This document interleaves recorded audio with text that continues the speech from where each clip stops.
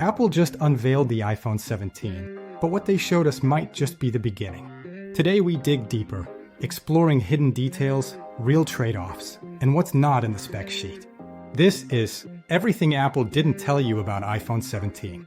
Apple says iPhone 17 brings a bigger, brighter 6.3-inch Super Retina XDR display with promotion, offering adaptive refresh rates up to 120 Hz and enhanced scratch resistance with Ceramic Shield 2. They highlight a more powerful 48-megapixel dual fusion rear camera system, capable of 4K video recording and spatial audio, plus an improved 18-megapixel center stage front camera for selfies and video calls.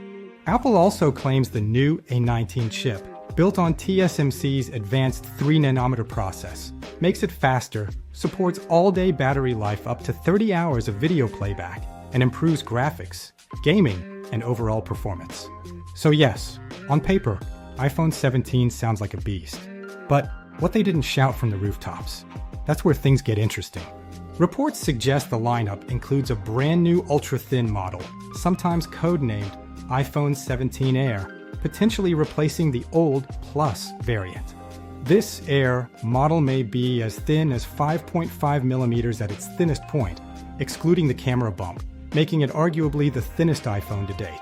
If Apple is pushing thin as the big flex, that might also mean sacrifices.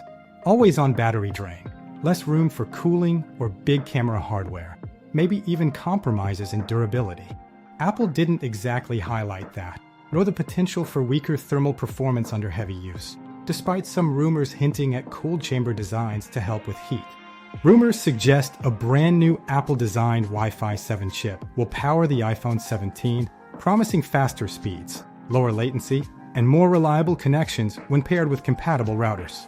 Also new, a more efficient internal design, supposedly a vapor chamber or better heat dissipation, to handle the upgraded A19 chip and extra performance. Under the hood, iPhone 17 might be more powerful than Apple made you think. But if you care about privacy, connectivity, or long-term performance, you'll want to watch these details closely. Although Apple markets the 48-megapixel dual fusion camera system, leaks suggest the non-Pro variants might keep a simpler dual-lens setup, while only Pro or Air get the top-tier lens arrangement. The Air and Pro models might see new rear camera layouts. Some rumors show a full-width camera bar rather than the traditional corner bump. New display coatings and glass treatments are also rumored for better scratch resistance and an anti-reflective layer. However, such coatings can also make screens more fragile when dropped, or harder and more expensive to repair.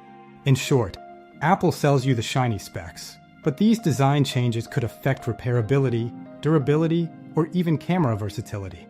Might not be obvious from adverts. The upsides include smooth performance thanks to the A19 chip and rumored Wi-Fi 7, plus potential heat improvements, ideal for heavy users, gamers, or multitaskers.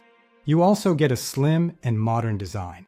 If Apple truly makes the Air as thin as leaks suggest, iPhone 17 could be arguably the sleekest iPhone yet. Improved camera and display are also benefits. If you pick the right model, you might benefit from sharper photos, a better selfie/video front cam experience, and a high refresh rate screen. However, a slim design means less inner space, potentially compromising battery size, cooling, camera hardware, or internal reinforcements. This could impact battery life in real-world heavy use or long-term durability if dropped. Also, mixed camera and feature sets across models mean all iPhone 17s are not equal. The standard model may not mirror the Pro or Air spec, meaning you might pay for features you don't really get. Finally, repairability and fragility are concerns. New coatings or glass may resist scratches, but could be brittle or costly to fix. So, if you rush out and buy iPhone 17 just because of 48-megapixel lens or slim design, you could be disappointed later. You need to choose which model you want and what trade-offs you accept. iPhone 17 looks like a big leap, but only if you know what to ask. Thin body, new chips, fancy marketing, but with trade-offs Apple didn't shout about. If you want my honest take, wait for hands-on reviews, compare models carefully, and ask yourself, do you want style or substance? If you liked this video, hit subscribe, give it a thumbs up, and drop a comment. What part of iPhone 17 are you most excited? The new camera? The slim Air design? Or are you staying with what you have? See you in the next one, and I'll dig deeper.